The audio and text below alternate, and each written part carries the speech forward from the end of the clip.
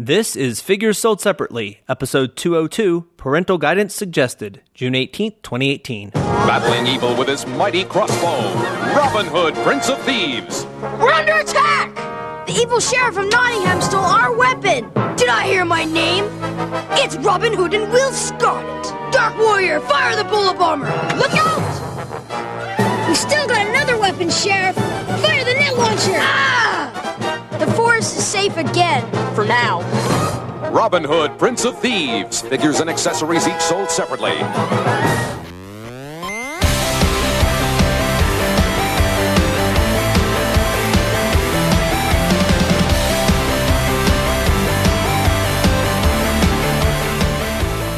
So I'm not saying that Avengers Infinity War is based on a true story, but it's kind of based on a true story. Did you guys know that Genghis Khan killed an estimated 40 million people, which actually resulted in a man-made climate change? The Mongol 40 million people. Million. The Mongol invasion effectively cooled the planet by scrubbing around 700 million tons of carbon from the atmosphere. Just from people not burning fires and stuff. That's cool. Just from just having less of an impact. Wow. Yeah. Good job, Genghis Khan. You know that he hasn't. Where is he? Where are the Mongols from? Of Mongolia. Okay, so the main international airport in Mongolia, is Genghis Khan International Airport. Just fun fact, because I'm a plane nerd. But that's awesome. Yeah. Well, he was international. I mean, that's why he invaded other countries all the time. He was multinational. Wow, that is amazing. The planes from Mongolia just run right into the Great Wall. Although he also kind of worked against that because he also sired a shit ton of kids. They say that isn't it something like 20% of the people alive or can trace their lineage back to him? Yeah. So I mean, at the end of the day, it kind of balanced out. There's a lot. Thanks a lot, man. 20% of the population was also because of you. That's a lot more than 40 million people. But those 40 million people would have reproduced, so. Okay, that's and they're also true. the product of rape. For the most part. Yeah. So, for it to balance out, he would have had to have had as many children as people he killed. No, I'm thinking he had as many children as he killed. He had a lot of sex, guys. A lot of raping and pillaging. Yeah. Okay. A lot of, yeah. So anyway. So on that high note, I feel like we start Figures Sold Separately. Why do we start so many episodes talking about various holocausts? I know. It wasn't supposed to go dark, guys. It was supposed to be a really entertaining. It's supposed to be a lighthearted thing about Genghis Khan. Yeah. I will say this. I find those things interesting because sometime around the Revolutionary War, there was I forgot. I'd have to look it up. I can't remember which volcano it was. I want to say it was Krakatoa or something. Did you just make that up? No. That's a real volcano? Krakatoa? Yeah. That was I think it was the largest explosion that's ever been in modern time or ever in recorded history. What part of the world is it in? It's in the Indonesia area, in Pacifica. It literally blew an entire island up, and it was heard in Europe. It's the loudest sound ever not recorded, but ever noted. And, oh my god! And it happened in the 18. Oh god, I don't have it in front of me because I'm not really good with. But there was another one, and it wasn't Krakatoa. It was pre-Krakatoa, and I can't remember which one it was. But there was a giant volcanic eruption, and it was in the same area, the southern Pacific, and it caused It was sometime around the Revolutionary War, and it was the winter that never ended, or it was the summer the year without a summer, is what they called it, and it caused famine all over the world. In North America, crops failed. It was in Maine. It snowed in July. It was crazy, and it was because the ash and everything that was thrust into the atmosphere circled the planet and blocked out the sun to the extent where it was in the middle of summer. It was a mini ice age. There were.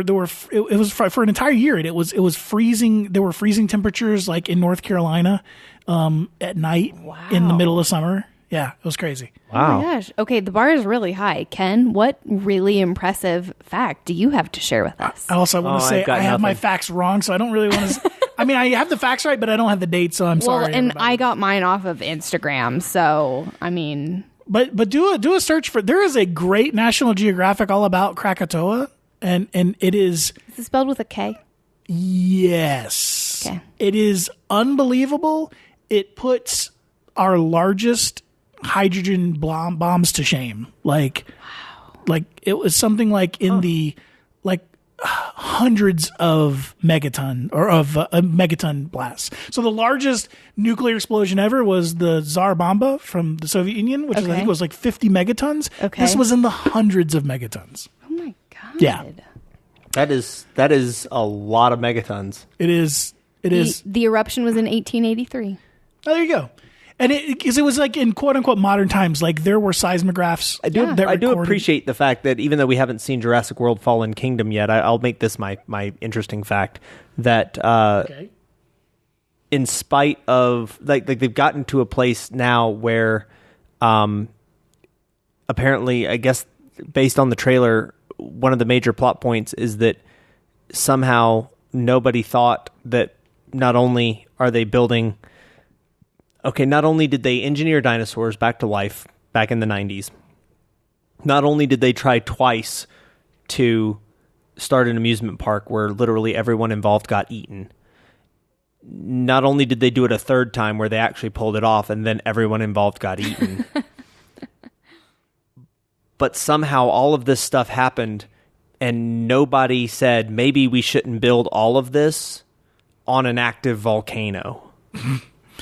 Because at this point they're going, we've got to go back to the island. Why? Because because it's literally exploding. Ken, you know that was fiction. It never really happened. I get it. But the the Jurassic Park sequel problem, aside from the fact that, once you've seen dinosaurs and... Well, maybe the island was dormant at the time, but it's the Ring of Fire, so... They have spectacle creep. Oh, yeah. Oh, And absolutely. we talk, and the... which is my favorite which they phrase move, that you've coined. I didn't coin it. It's Where I know it roll from. with It's a it. fiction trope, but according to us, Ken Crawl coined. yeah. Well, one of the things that they've been fighting since the very second movie, and they lampshaded this in Jurassic World. Nobody's impressed by dinosaurs anymore. It's sort of a meta. Jurassic World is kind of a meta commentary on making blockbuster franchise sequels. Yeah. That you always have to constantly up the ante, and then it's now fallen even deeper into self-parody by literally blowing. Now what do we do? Well, now let's just have a volcano erupt. Yeah. Because what else are we going to do? It's very complicated to continue all of this stuff. And of course they had that problem in the by the time of the first sequel, because the first Jurassic Park movie was half awe and wonder at what they were able to show on the movie screen, and the second half was a horror movie. But by the beginning of the second movie, there wasn't really an awe and wonder element anymore. And now there's definitely not. There's not really a big reveal in any of the other movies. Like, wow, dinosaurs. It's never like, you don't have that moment like in the first movie. There is. They Wow, try. Chris Pratt. Well, okay, that's true. But I was watching another commentator, and they made the point that the big reveal, the big John Williams score swells and there's the giant reveal in Jurassic World is on the amusement park, and there are no dinosaurs even present. It's just look, it's a functioning park, and that's I'm seeing this franchise try really, really hard to figure out kind of where to take this idea because it's commercially viable. And I mean, Jurassic World was not a good movie. Yeah, but it was a fun movie. It was a fun movie, but it was not a good movie.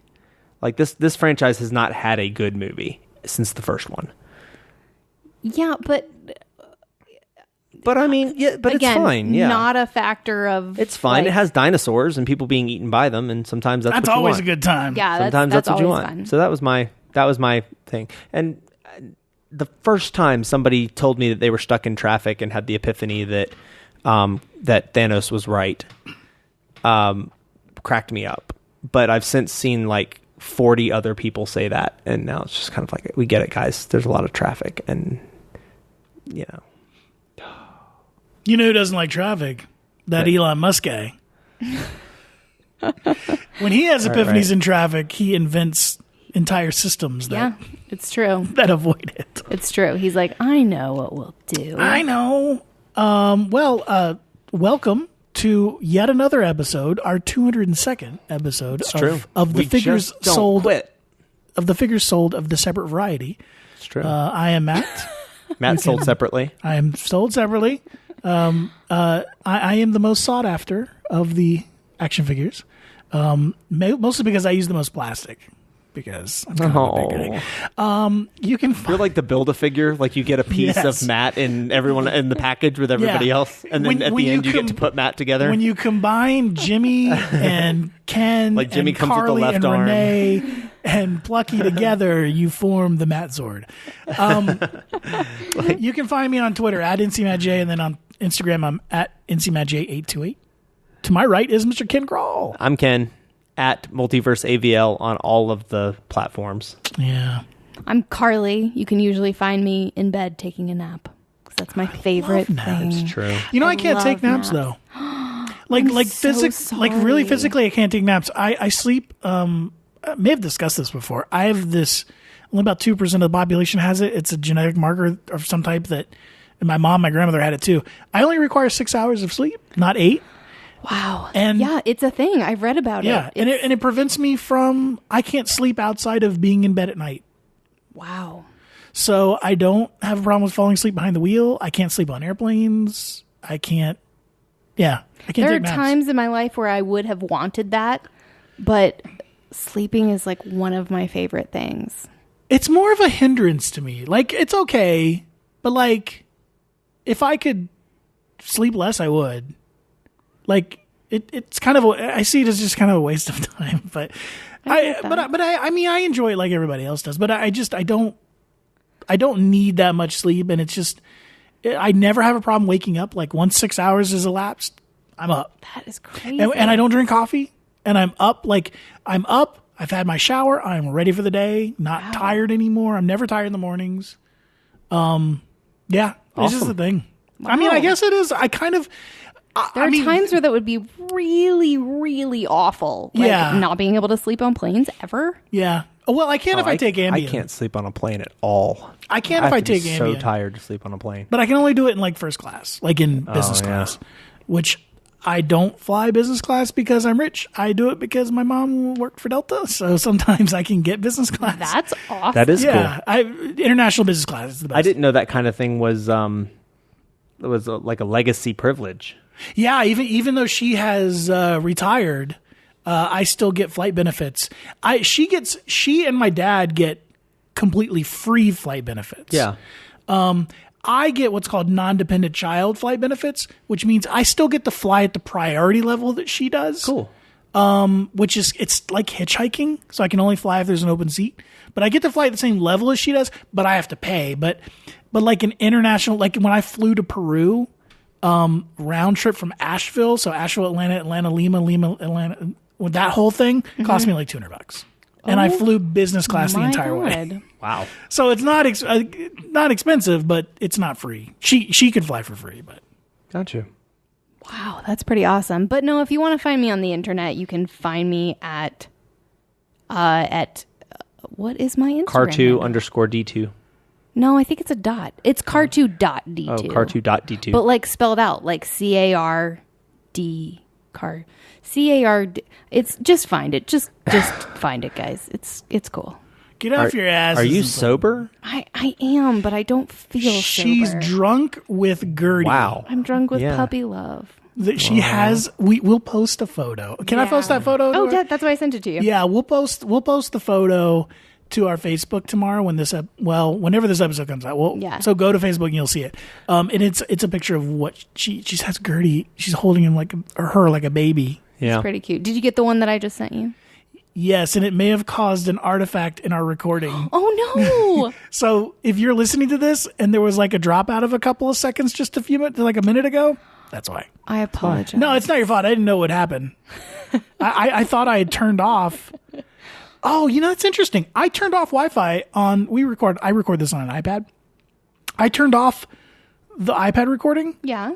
But I guess I left the Bluetooth on, and it connected directly with Bluetooth, which I didn't know it would do that. So I didn't know that either. I literally turn off the Wi-Fi to avoid anything like that happening. Interesting is relative around here. Hey, that's a geeky thing. Technology's geeky. Come on. Ken's been ragging us that we haven't been geeky true. enough lately, so yeah. Yeah. Sorry, everybody. No, it's fine. That was pretty geeky. I keep so in my line of sight is that bottle of Jameson's over there. Do you want that bottle of Jameson? calling So to you? bad. It's Yeah. not my bottle though. No. We So- probably It's not shouldn't any of our drink it bottle. then. It's not my bottle. We are but in a man, random person's house that we not a broke random into. person. This, Oh my this God, week. Ken! What? That's not even true. We are. We are the. We are. You are invited known guests. We break into random houses. Ken is really trying to play up his bad boy persona And right we now. podcast in there. Essentially, we are recording this at my house. Yeah. It is a different part of the house that I don't live in, but it is my house. It's the haunted part that nobody ever goes to. It has nutcrackers. But It does. Gertrude has explored it thoroughly and she approves. She does. That's true. She's very comfortable here. She's very tired. She's like, can we puppy. please go to sleep already? So we talked on the show before about how 20, 30 years ago, there was sort of this nebulous space of movies that were not kids' movies in the least, but they still spawned very kid-friendly franchises. Movies Right. like Terminator and Ghostbusters and RoboCop. Which RoboCop is not even like RoboCop had a Rambo. Rambo had a children's cartoon, and Oh my God, I forgot about that. and RoboCop had several children's cartoons, and Ghostbusters had a very successful huge franchise. Yeah. to the extent that by the time they did a second Ghostbusters movie, I think it was geared way down, like it was toned way down, Yeah. to make it a little bit more kid friendly. Yeah. And I think that related to this is that if you go back and you look at movies in the 80s that are rated PG, they would never be rated PG today. Sure. And as a matter of fact, to try to solve this, they came up with the PG-13 rating in 1984. The first movie of which that received the PG-13 rating was Red Dawn. I thought it was Indiana Jones and the Temple of Doom. No, it was Red Dawn right before. They both came out like right at the same time, but Red Dawn, as far as I remember, we'll double check it. But We'll Red double check Dawn, it. Double check it. we'll double check it. Double check You it. wanted somebody double check it. Quick. Yeah. Somebody with a phone. Let's ask Siri. What was the first? She won't get it. No way. You got to be quiet so I can ask Siri. Anytime now. Just fucking press the What button. was the first movie that was rated PG-13? This won't work. Told you it wouldn't work. Now ask Google. I Damn bet you it, Google Siri. gets it. I bet you go here. Let me ask ask Google. Ask Google. We all have iPhones, but I have the Google app, so we'll ask Google. This is so stupid, but we'll do it anyway. Okay, here we Such go. a product of our times. We really are. What was the first PG-13 movie? There we go. Red Dawn. On August 10th, 1984, only 3 months after parents were outraged over the release of PG-rated Temple of Doom, Red Dawn, a drama starring Patrick Swayze, became the first film to be Swayze. released with a PG-13 rating. There Yeah, you go. you're right. Oh, okay. Which, so by the way, I get that it caught up movie- because Temple of Doom was the reason they invented Right. the PG-13 rating. Yeah, there you go. So once again, Google giving you more context. Although That's I'm right. still going to keep my iPhone. You win. Well done, sir. I win. It's a competition. Well, But it was for me. it wasn't for me. I was going to take a victory lap. I know I was right, so it wasn't a competition. But if you haven't seen Red Dawn, first of all, what a great movie. I think it's got Patrick Swayze in it. It's got Leah Thompson. It's got. No, you're not talking about the remake. No, God, no. Don't anybody go watch that movie. It's trash. No, I'm talking about the original 1984 Red Dawn. Star-studded cast. A lot of them. Charlie Sheen was in it. It was people before they were stars were in that movie. All-star cast. That movie today would not be rated PG-13. That was a solidly today would be an R-rated movie. But they did that a lot back in the 80s where they did. Movies that would definitely be rated R today were rated PG-13, which is weird because you would think that we're more loose and progressive now. Well, and movies that were very kid-targeted had very grown-up things. Yeah. So like saying shit and fuck. Oh, yeah. Like there's no way The Goonies was a movie targeted toward grown-ups. Right. But it was had a lot of adult content in it. Would at the very least be a PG-13 movie. Were movies like Gremlins kids' movies? It's kind of tough to say. There's people that argue that Gremlins is a Christmas movie. Oh, okay, but was it was Die Hard a kids' movie? No. No, God, no. I watched it when Die Hard came out in 88. Well, but that didn't spawn that wasn't like marketed to kids either, though. Like Rambo was and RoboCop was. I guess so. And Gremlins was definitely Gremlins was a Steven Spielberg movie. Sure. Steven Spielberg movie. Yeah. I did not know that. Oh yeah. As was E.T. A lot of people knew E.T. was. I knew that. Did he direct Gremlins, or was he like an executive producer or something? I don't think he directed it, but I think he produced it. I really want him to have directed it because he's produced a lot of stuff that that wasn't. Yeah. Oh, I got another one for you that's not on the list you're getting ready to do. I would like to put an addendum on that. Do you want me to do it now or later? Yeah, do it now. I would say Short Circuit. Okay. What is Short Circuit? Short Circuit. Oh, you know what, ladies and gentlemen, we all need to get together and have a string of movie nights. Okay. Yeah. Because in making this list, we discovered that Cartu, who would it be okay for me to say? Yeah. You had a very sheltered. I did have a very sheltered. Yeah, like there were. But a lot of these movies don't really hold up if you didn't grow up with them. Oh, a lot of them do. Okay. Like Ghostbusters, especially. Carly saw Ghostbusters and didn't like it. I wasn't hugely into Ghostbusters. That's funny. We saw it in the theater, you were my too. second female friend that says that they did not like Ghostbusters. We saw it when they showed it in the theater. I was like, oh my gosh, they're showing Ghostbusters. You need to go. They were doing like the Adam film, that thing. So I know this is like slightly off the... Can you tell me why you didn't like it? I'm just curious. Because it is tied with Back to the Future as my favorite movie of all time. See, I think that You don't like Bill Murray, you said. I'm not a huge Bill Murray fan. Oh my God. So my friend Becca... Yeah.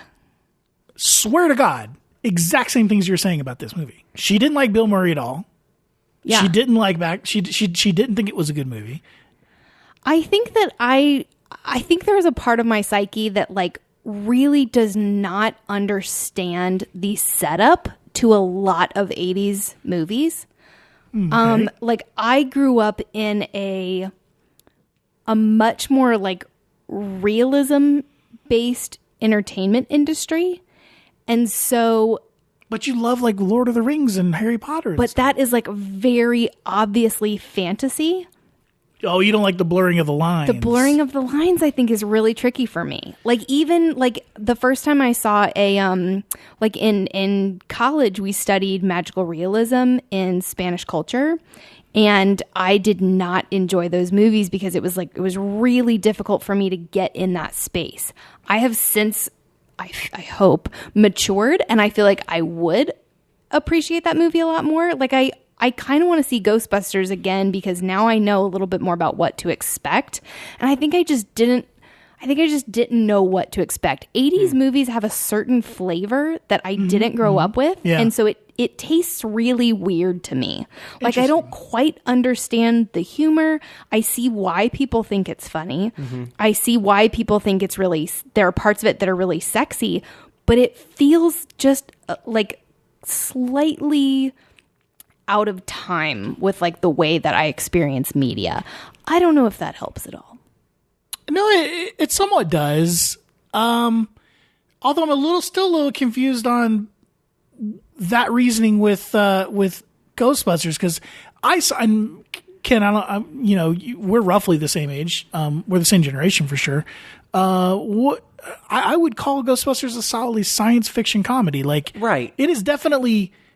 It's talking about ghosts, but it was not made for kids, is my point. And yeah. But when I watched it as a 6-year-old, I completely did not like a lot of the adult-oriented humor went over my head, but like I wasn't. Yeah. I was completely oblivious to it not just being like a sci-fi action movie like Star Wars. You are so right there because I was 8 when that movie came out, and I saw it in the theater. Mm-hmm. And the only thing that I remember about seeing it in the theater was the blasters, the proton blasters, and that woman in her like bubble suit at the end. Spoiler, if you haven't seen the movie. Zool, when she takes her human form, Gozer, right? Yeah.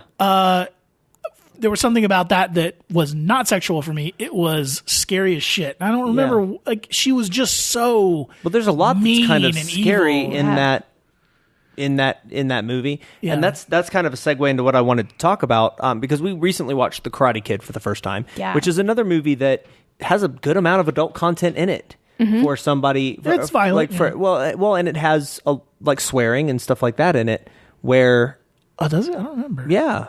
It does. Like shit, or does it? Like goddamn shit. Yeah, things like that, and not just on the villain's part, but like the protagonists still, curse, and there's racial slurs. I mean, there's Kreese calls Miyagi a slope, which you would not hear that in many contexts. I don't know what that means either. Slope is a never heard of it. It's a racial slur for an Asian person. Never heard of it. Yeah. Wow. How? Yeah. What does it even refer to? Their eyes. Okay. Slope. Yeah. Maybe it's just because we all grew up on the East Coast. Well, we did. You kind of grew up in Germany, but we grew up on the East Coast where there's not a huge Asian population. So maybe that's a West Coast because it takes place in L.A. That's true. In the Valley in Reseda and living in Reseda. And Encino and Reseda are the Inland Empire, if you will.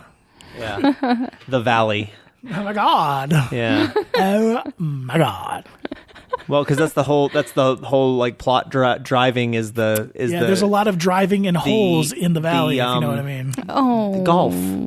Oh, sure, that's what I'm talking about. I'm not talking about the porn industry at all. What is it? The income disparity between Encino and Reseda. Yeah. Yeah, where like Reseda is the town that all the people who work for the people who live in Encino live. If you want to know about that, just listen to that Tom Petty song.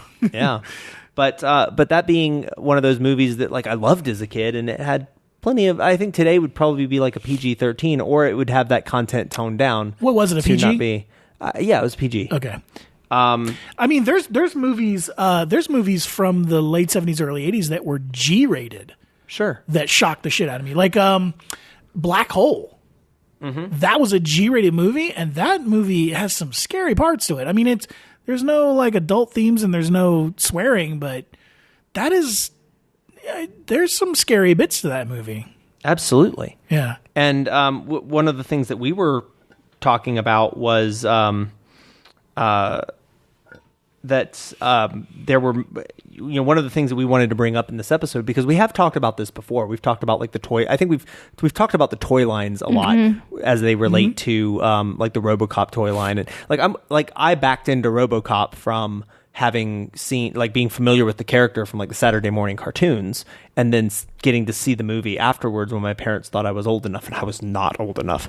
But that movie is that's I would say the RoboCop is probably the best example that you have on that list. But like a lot of, well, I would say Rambo as well. Like Rambo, I don't even see where they get Rambo being a kid. Like, well, okay, how dare they? There are a lot of 80s action franchises. We talk about the ones that have really held up, like but see, Rambo's are like Rocky and like Die Hard, where they really do hold up. And there are a lot of these movies like Total Recall and the Terminator that hold up, but they are still very much a product of their time. Yeah, Total Recall. RoboCop is very much one of those too. So it's one of those things where pretty much anything by Paul Verhoeven is kind of one of those like... Well, any future set movie from the 80s doesn't really hold up.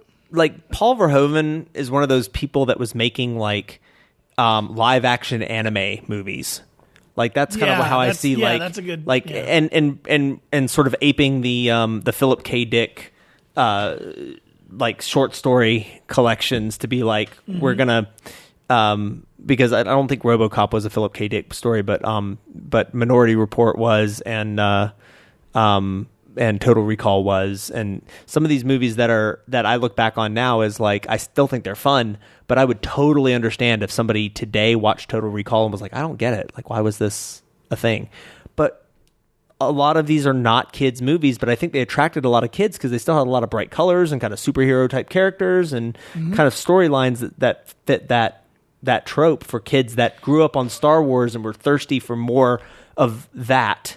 Even though they weren't cranking out Star Wars movies back then. Okay, but explain the logic of Rambo to me. Because Rambo was a rated R movie. Okay, Rambo... How on earth are they making toys for that movie? Rambo has a lot of problems in terms of the progression of that. Because you have a cartoon that is that has turned Rambo into basically a G.I. Joe-esque character. Because I remember the first Rambo being very serious and wasn't stupid. Rambo, the cartoon, being based on Rambo 2 and 3, First Blood Part 2, Rambo First Blood Part 2. It's we could do a whole episode about the numbering of that series. But Rambo 2 and 3, which were action, like unabashed action movies, right? Where Rambo in turn 1 was were based on First Blood, which was the movie that introduced the Rambo character, which is a very thoughtful treatise on it stars a very young Sylvester Stallone and is a treatise on like PTSD and the state of like the way that the world treats veterans when they come back from war. Yes, very cerebral, very plot-driven movie. Right, which very much like RoboCop was like a very thoughtful like meta commentary on something that then proceeded to have sequels that were just silly, like that kind of betrayed the character in a way that were like Rocky's the same way. Well, right. And you've got and what's very strange and what's very strange about all of these franchises is that they tried to then become like Rocky is weird because Rocky goes through like its pop phase and then becomes thoughtful again. Right. And kind of weaves in and out of that. Whereas I think RoboCop just went gradually insane. And Rambo too. And Rambo did too. Yeah. I think that they tried to recapture the lightning in a bottle that was Rambo, but they focused on the wrong part. Like I don't think they understood what was the popular part of Rambo. Well, and now there's now there's supposed to be a remake of the original First Blood, which doesn't really need to be remade, but whatever. Right? But oh my God, Hollywood. But it's one of those things that's difficult to capture again, and even if you make a good movie, it's difficult to capture again. We saw that with the Karate Kid remake, where it was fine, but there wasn't really a reason for it to exist. Like it wasn't bad, like a lot of remakes are. It just like it wasn't like the Minority Report remake, where it had no reason to exist and was also terrible. It's just kind of they remade not Minority Report, Total Recall. Oh, okay. They remade Total Recall, right. But one of the things that surprises me, and then they remade Ghostbusters a few years ago, but they did tone down, I think, a lot of the like violent, like it was a lot less adult oriented, a lot more kid accessible. I think because you mean the all female Ghostbusters? Yeah. Yes. I mean, it had a few kind of dirty jokes in it, but not like to the tune, not like the original. I just want to say about that, because I don't think I've ever really said this. That remake of the Ghostbusters is so underrated. And as someone who, like I said, Ghostbusters, the original Ghostbusters, is tied for my favorite movie of all time. That was a really good remake. It was funny. I think that it captured the heart of what the original Ghostbusters was. Mm-hmm. I thoroughly enjoyed myself. Is it one of my favorite movies? Is it anywhere close to the original? No. Sure. But once again, the toxic, just shithole geek community, and honestly, I think it was just because it was women. I honestly think that's why people hated it. But like action movies now, like that movie didn't even get a toy line. And action movies now really don't get a toy line. Like action movies don't really, like, let alone adult action. Like if the 80s convention held up, we would be getting toy lines based on things like all the toy lines now are based on either Marvel or Star Wars properties, but we would be getting toy lines based on things like Olympus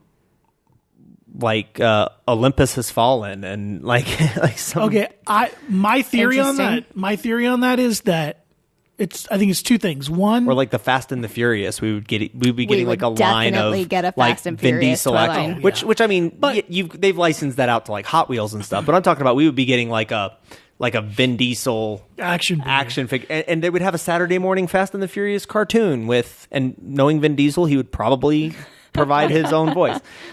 So why I think that's not the case anymore, and I think that the reason you don't see the toys anymore is the same reason that there are no longer Saturday morning cartoons, is that kids grow up faster now in the respect of, I can remember playing with action figures when I was 12. Sure.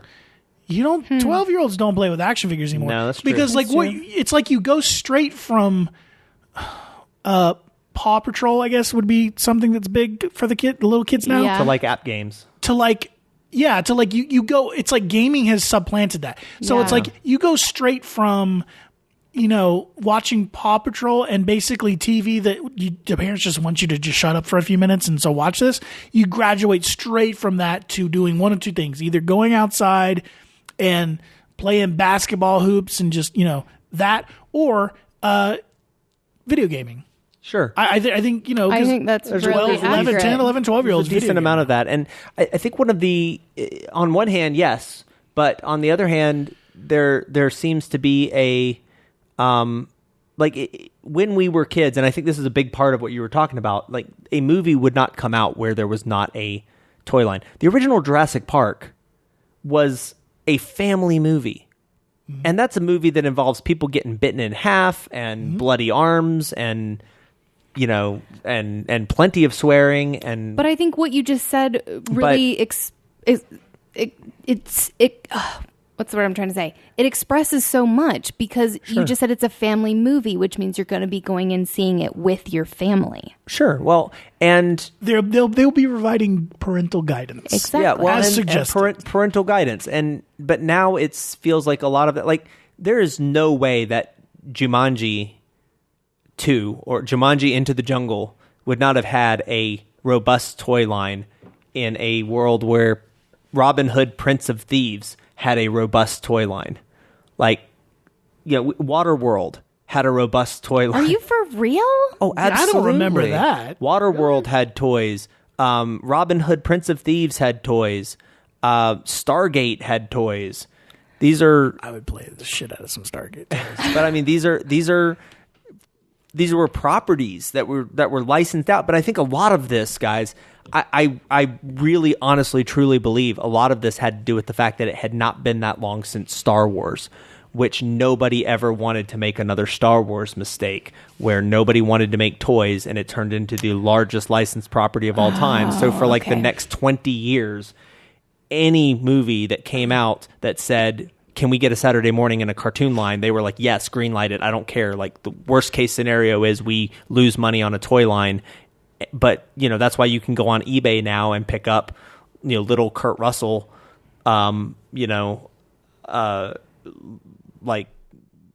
little Kurt Russell figures based on Stargate, and nobody watched the Stargate movie. It's all SG-1. Well, yeah, of course, but that's so they'd be Richard Dean Anderson. But they tried for many years to recreate Star Wars, like to have that point taken. Yeah. Today, June 2018, if I go into Walmart here in Waynesville and I go to the toy section, action figure wise, what am I going to find there? I'm going to definitely find some Star Wars action figures. Yep. And Avengers. Tons of Marvel stuff. But that's really it. That's most of what you'll find, yeah. Yeah. And yeah, you'll find some licensed things in like Fast and the Furious, but they're not targeted toward kids who are watching the Fast and the Furious franchise. I'll guarantee you will not find a single Fast and the Furious toy in the Walmart toy section today, right now. You absolutely will. We're going to go. Absolutely will. I tell you what, an addendum to this episode, I am going to go there and record it, and I will, I'm honest. I'm stoked about this. You will find... I'm honest. I'm going to go over to Walmart. I'm going to record it. Hot Wheels based on the Fate of the Furious. I'm going to even give you one better. Okay. I'm going to say that the only thing I'm going to find over there is comic book based action figures and Star Wars based action figures at the Waynesville Walmart when I go there. Okay. And if I'm wrong, I will say, and I will. Yeah, you will. You're honest. I'll give you somewhat honest. I mean, but you're kind of on a roll right now, so. Yeah, that's true. I'll be right. Yeah. That's true. Okay, so. I mean, but you've seen Robin Hood, Prince of Thieves. That was kind of a slow movie for children. Oh, yeah. Like, it was not a good movie, but even for what it was, like, it was, and it wasn't that it wasn't for children because it was violent. It was just not for children because it was about, like, Robin Hood. Is that the one with the Richard Marx song? I'm pretty sure it was during the era where every movie had a Bryan Adams song. Bryan Adams, that's what I was thinking about. Okay. Yeah. Who was it? Who was in it again? It was Kevin Costner. Kevin Costner. Yeah. And then some other people. Yeah, okay. Yeah, that was so good. I always get, and I'm sure this is purposely, I always get it and Men in Tights mixed up. I do too. And one is a parody of the other. Right, exactly. Yeah. Yeah. Oh, Mel Brooks. I know, so genius. Okay, we're naming all of these movies that are like quasi adultish. But I just pulled up on my phone, like there is Robin Hood, Prince of Thieves. Oh. Action figures. My God. By Kenner. Yeah, by Kenner. Is Kenner still around, by the way? Is that still a company? And a surprising number of Robin Hood, Prince of Thieves toys were redressed Star Wars figures. No. Yeah. Amazing. They use the same molds and everything? And play sets and everything. Yep. Oh, I'm sure. Their Friar Tuck was a Gomorian guard that just had a different head. So they did change that. Different paint jobs. Their Sherwood Forest was an Ewok village that had just been recast and repainted. That's amazing. So they were very economic. Oh my gosh. But whoever sold that to the toy manager was like, look, we can. Oh my God, look at that! It's amazing. So I'm showing right now the. It's easy to find online, but I'm showing how they. Whoever came up with that got like such a raise because he's like, wait a minute, you telling me that we can put this toy line out and we can reuse these just molds? Switch out their heads. They're That's like, incredible. All you have to give do. that man a raise. Yeah, absolutely. So that man vice president. I mean, but all of this stuff. I mean, Waterworld again is another example of those movies. Like that wasn't really a kids movie. So what you're saying is we only made action figures of Kevin Costner movies. Yeah, basically. Pretty much. Basically. Pretty much. I'm still waiting on the, Where's the Dances with Wolves one. Yes. Yeah, and the what was the baseball movie with Kevin Costner? The Fields. Well, and Field of Dreams. Field of Dreams. And not. Oh my God, freaking Waterworld. That's hilarious. And of course, Jurassic Park had a giant line of toys, but they didn't actually get likeness rights for any of the actors, so none of the characters look anything like the characters. Biffed that one. And none of the characters look. They have like Dennis Nedry, who is what's his name? The Newman from Seinfeld. I just saw him today on Between Two Ferns with Jerry Seinfeld.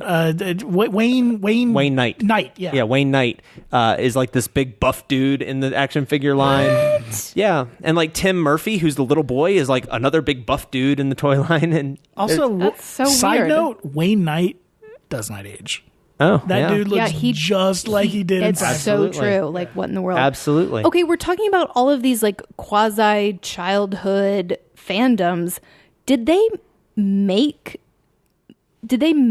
live action children's films at that time, or would the majority of the children's films that were released have been animated? No, there's one on your list, Neverending Story, completely live action. Absolutely. And as I recall, there's extremely expensive. Now showing the Dennis Nedry toy. What? It would be, I think the Jurassic Park toys were made by people who had not seen the movie. I don't think so. But, I don't think they had. But one of the things we wanted to get to was that you say kids grow up a lot faster now, But at the same time, I'm not, and by the way, when I say that, I'm not talking maturity wise, because we made a list before the show, and I'll kind of read it off quickly. But movies that, in one way or another, were made, prior to the mid '90s. That while this list is undeniably children's movies, still contains a lot of content that. We said the most, sort of the darkest children's movie we can think of in recent years was Coraline, but that's that's Neil Gaiman, and Neil Gaiman is always sort of in that realm. Dark. But we kind of walking through them. Chitty Chitty Bang Bang.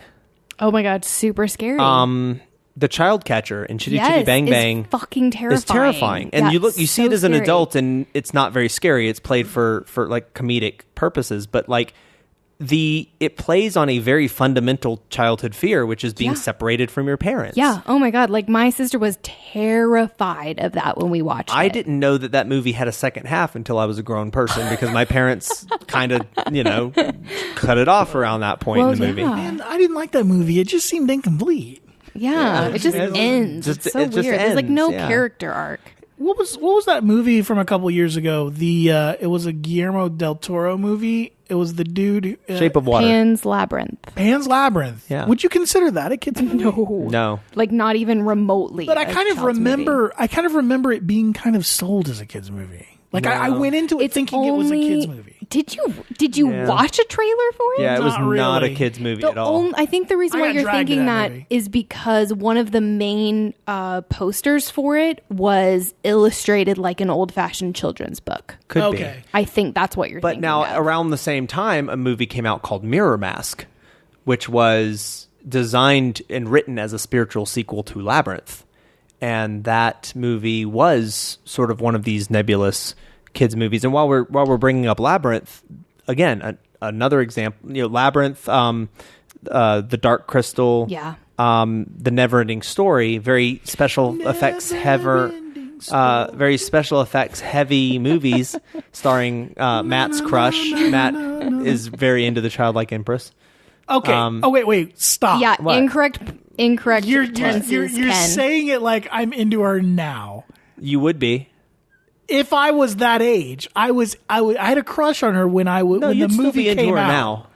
Oh my God! Shut up. Oh, you mean like? Oh yeah, her as an adult? Sure. I'm sure she's drop dead gorgeous. Sure. She is drop dead gorgeous. I've looked her up. Oh, but no, when I was the same age as her, which was probably 8 or 9. Yeah. I had a crush on her. Yeah. Yeah, absolutely. Yeah, totally. I have to stop because I'm going to sound. There's no way you can do this without sounding about creepy. To be blown. Holy shit! I just showed him a picture of her now. Yeah. Oh, Tammy Stronach. Let me see. Wow. Yeah. Oh my God. She's very fucking drop dead gorgeous. She's good looking. Absolutely. She's good looking. I think that's what got me as a kid. I know it's those massive eyes. Yeah. She good looking, and she's a professional dancer. Was what her. Like, she wasn't that's why you never saw her in other things, because she was a dancer, not an actress. But gorgeous. Oh yeah. Yeah, she didn't exactly act that well in that movie. Now, when you go back, nobody did. Yeah, like if you go back and watch that movie, it's like, yeah. Okay. Well, when you get a minute, like look up everybody else from that movie, because it's really kind of a fun ride. But maybe we'll do a whole episode on that. Real quick. But am I remembering that Ernest Borgnine was in that movie? I don't think so. Wasn't that movie being told as someone? The kid was reading a book in in the steam tunnels of his school, in the attic of a school. Right. Like schools have attics or something, whatever it was. But yeah, right. Am I remembering that correctly? Yeah, but Ernest Borgnine wasn't there. I swear Ernest Borgnine was there. Nope. Can we go to the Google for that? I mean, I just looked at the whole cast, and Ernest Borgnine's not in it. What was Ernest Borgnine in then? I don't know, but Ernest Borgnine was in he a lot of things, but not that. Wait a minute. Are you talking about Princess Bride? Yeah, he was in Princess Bride, wasn't he? Completely different movie. Right, but with kind of a similar premise. Where he's reading the book. Someone's reading a book, and you're seeing the movie as Fred Savage is reading the book. Okay. Yeah. That was Ernest Borgnine, who was his grandfather? I think so, yeah. Okay, I'm just trying to figure out where the fuck am I remembering Ernest Borgnine? I didn't think that was Ernest Borgnine. Yeah, I don't think that was Ernest Where was Borgnine. Ernest Borgnine? No, I don't think so. It was Yeah. McHale from McHale's Navy. No, I don't think so. No, I'm All sorry, right. Matt. So, please, someone, if you're yelling at your radio like Rescue, me because you're yeah. like, no, you're thinking of this movie. Rescue, Please yeah. tell me. Tag us. Please tag us. Please let us know and tag us what movie Matt is. Hashtag movie Matt is thinking of. But yeah, everybody. And in it's that not movie, Airwolf, so yeah. don't. He say was it's in. Airwolf. He was in the series of All Dogs Go to Heaven, Yeah, it wasn't which was that. also on the list. But one of the scariest movies when I was a child was, and I was creeped out. Don't get me wrong, I was creeped out by Chitty Chitty Chitty Chitty Bang Bang. Hard movie to say fast. Chitty chitty bang bang, chitty chitty bang bang. We love you. And I was creeped out by parts of Labyrinth. I was creeped out by parts of The Dark Crystal. Parts of Labyrinth that I was creeped out by were like the goblins, which are just adorable now that I'm an adult. Like they're made to be cute, and they are cute. But It's amazing, The, though, what looks cute now when you're a kid. absolutely, Yeah, it's like absolutely. terrifying. The Dark Crystal I always thought was kind of creepy, but I mean that has like the Skeksis in it and things like that are creepy. Willy Wonka and the Chocolate Factory Oh my gosh, that part where the has- kid gets pulled into the tube just is very scary. I was And like, then "Fuck the this, I'm done. I'm riverboat so scene, done." which is supposed to be scary. Yeah. People die. Like they don't put What's the body count of that factory? Yeah, seriously, But the like, super traumatic. the riverboat scene is supposed to be creepy, where like all the lights go out and like Yeah. Gene Wilder just goes like freaking like The Shining for a moment. And Yeah. there are moments of that are supposed to be sort of that cerebral horror, but they didn't really shy away in these. I mean, these movies are deliberate kids movies, and they did not shy away from like, we're going to really traumatize some kids with this scene. There's one that I know is on your list that I think perfectly illustrates your point, What's and that? is Gremlins. Gremlins, but Gremlins was kind of one of those hybrid movies that wasn't like, it was designed to be a partially kids movie, but it wasn't like just a children's film. I mean, it was definitely designed to scare you as a kid. But maybe it's a. I mean, do you think any of this is related to helicopter parenting, where we have these? Maybe we have these definite. It seems like in the 80s we were much more. We gave kids more credit than they get today. Yes. In that part of growing up and part of the fun of a movie is maybe being scared by it. And I brought this up in the pre-show. I almost think that maybe this is an American phenomenon. Yes. And if you are one of our British listeners, see if you agree with me. And if you do, go to our Facebook page and tell me. But the perfect example I will give of this. also go to your toy stores and see if there's Fast and the Furious toys. But what I will. Of course, in Great Britain, that series is the quick and mildly perturbed. Oh, right. Yes. What is it, Sebastian? I'm arranging matches. But the argument I will make is that if you look at Doctor Who, especially Doctor Who in England, in Britain, I don't like when people say England because it's in the UK, because that includes Wales and Scotland and Northern Ireland. In the UK, it is known as it has a whole term where they call shows like it, because there are others like it. They call it hide behind the couch TV or hide behind the couch TV shows, because they're made for kids that are 10 or 11. You get scared and then you go behind your couch and you watch it while you're peeking over your couch. But I think that's the same phenomenon where a lot of the Doctor Who that is made now is made to be sort of crossover, because they're making it as much for fans they're making it for the new fans, but they're also making it equally for like nostalgia value for fans that are. It's kind of like the tricky thing with Star Wars movies now. Are we making these movies for people who are children now, or for nostalgic value for people who were children then? And the answer is always both. Right. But there are other examples that I cannot think of right now. But there are other. It's almost like in the UK, they give kids more credit than we do in the United States. It seems like we always want to protect the children and we have to shelter them from blah, blah, blah. Mm-hmm. Whereas my parents, I had HBO and Cinemax in my house, and at like 9 or 10, I was watching Skinemax at night and like seeing boobs and like. But you weren't supposed to be. No, my parents. Honestly, my parents really didn't they care. but they weren't marketing those shows to you. No, I understand that. It wasn't like RoboCop that has boobs in it, and then they made a Saturday morning cartoon based on it. But can you imagine if like the Red Shoe Diaries? Right, I understand babies. that. But can you imagine if Gremlins never existed, and then Gremlins was made today and was marketed specifically towards kids in the ways that we did in the 80s? There would be so many parents that would be like, oh my God, we cannot have my kids seeing these Gremlins. They're scary. They're going to give them nightmares. It's like, parents, just like give your kids, give them credit. Right. And kids love me. And I'm convinced that kids love me because I don't talk down to them. Yeah. Parents and adults constantly talk down to kids. Give them a little credit and let them be scared. Like, one of the best things that I loved about my childhood was watching the Friday the 13th movies because they were scary and I liked being scared. Well, and Monster Squad was a movie that was like a good example of what we're talking about. Monster Squad is right there with Goonies in the sense that it's like a children's movie, but it has very, very grown-up themes in it, like virginity and stuff like that is like not something that you see in movies that are meant for children now. But I think the ones that surprise me even more than that are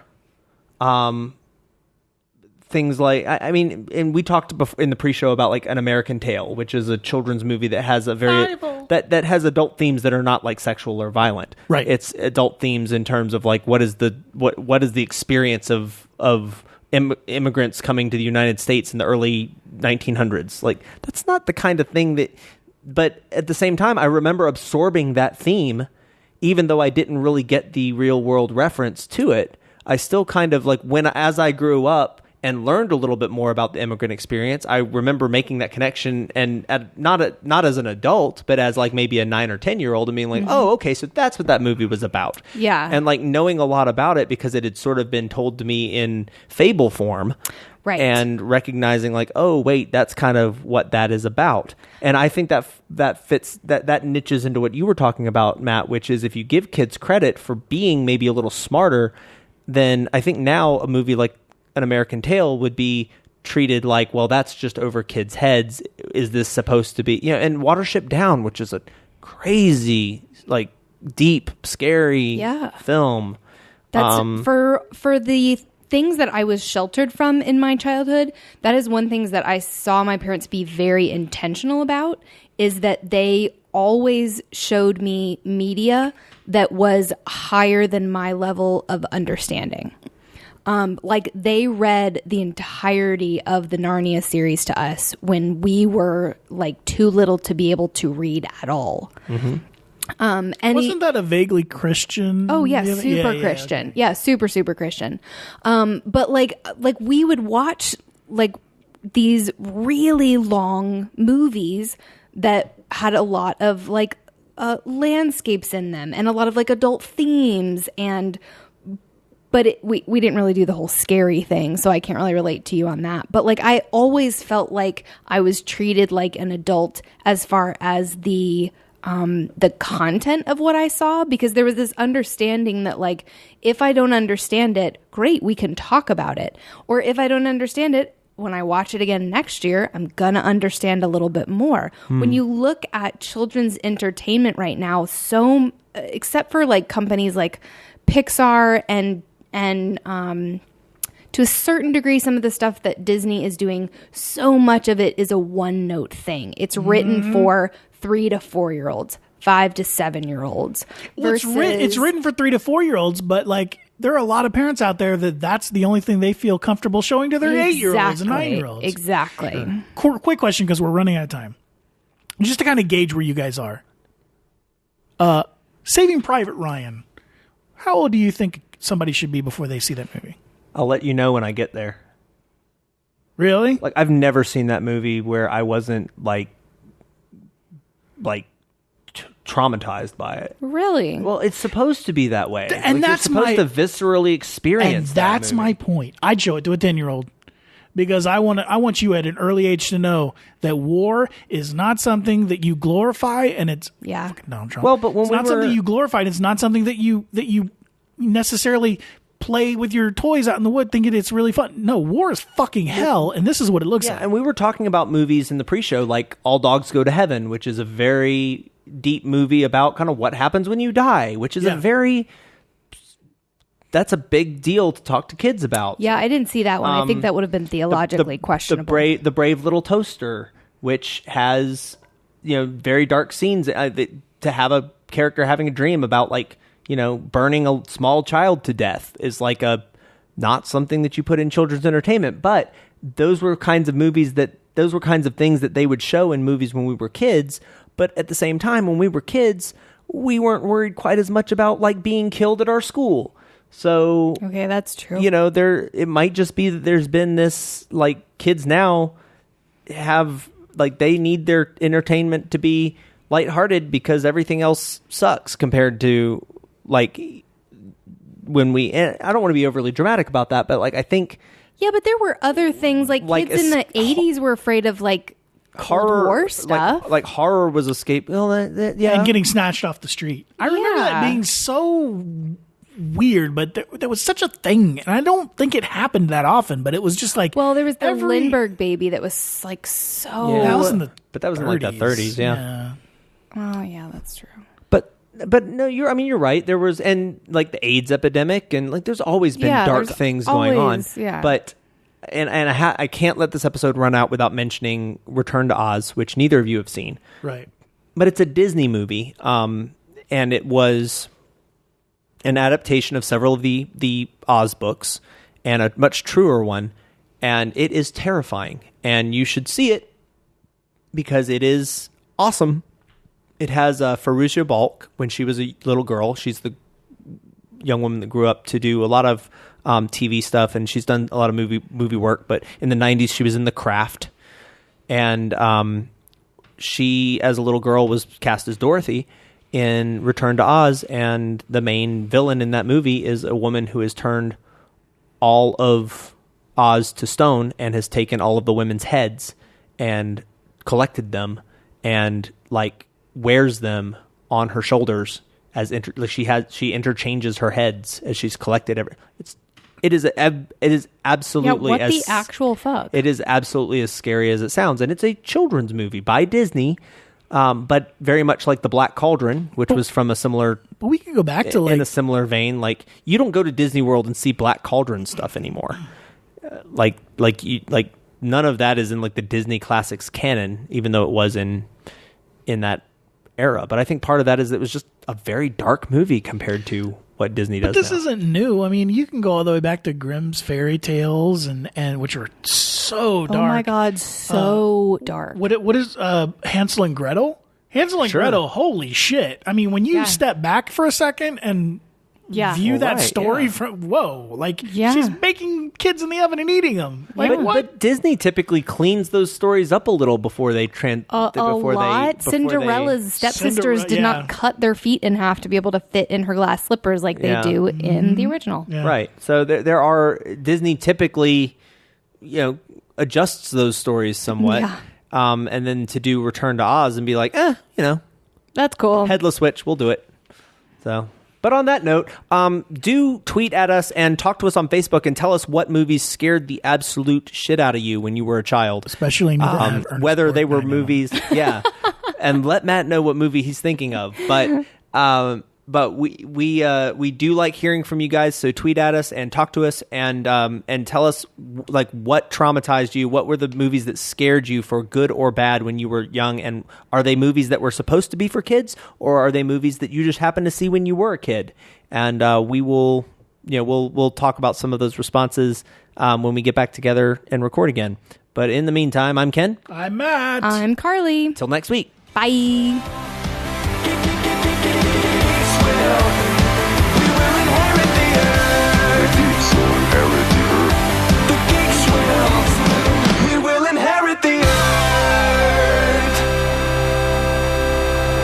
Figures Sold Separately is a multiverse podcast produced by TurboFanProductions.com.